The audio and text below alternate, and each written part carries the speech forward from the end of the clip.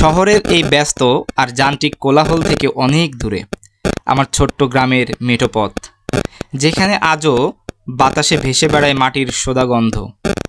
আর এই মাটির গন্ধের সাথে মিশে আছে আমাদের কৃষকদের মাথার ঘাম পায়ে ফেলা কষ্টের গল্প। আজ আপনাদের নিয়ে এলাম আমাদের গ্রামের চিরচেনা এক দৃশ্য, ধান ভাঙানোর কলে। একটা সময় ছিল যখন ঢেকিতে ধান ভাঙার শব্দে গায়ের সকাল ভাঙত। যুগের পরিবর্তনে ঢেকি আজ বিলুপ্ত প্রায়, আর তার জায়গা করে নিয়েছে এই আধুনিক মেশিন। দেখুন সোনালি ধানের ছড়াগুলো কেমন পরম যত্নে মেশিনের ভেতর ঢেলে দেওয়া হচ্ছে। মেশিনের একটানা গর্জন আর খসখস শব্দে চারপাশ মুখরিত। এক পাশ দিয়ে উড়ে যাচ্ছে ধানের তুষ অর্থাৎ কুড়ো, আর অন্য পাশ দিয়ে ঝরঝর করে বেরিয়ে আসছে ধবধবে সাদা চকচকে চাল। এই চালগুলো কিন্তু শুধু আমাদের অন্ন নয়, এর প্রতিটি দানায় লুকিয়ে আছে রোদে পোড়া বৃষ্টিতে ভেজা এক একজন কৃষকের অক্লান্ত পরিশ্রম আর এক বুক স্বপ্ন।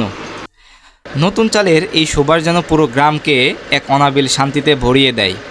মেশিনের এই যান্ত্রিক সুরও যেন আজ আমাদের গ্রামীণ সংস্কৃতির এক অবিচ্ছেদ্য অংশ হয়ে উঠেছে। যান্ত্রিকতার মাঝেও টিকে থাকুক আমাদের এই সরল, সুন্দর আর প্রাণবন্ত গ্রাম বাংলা।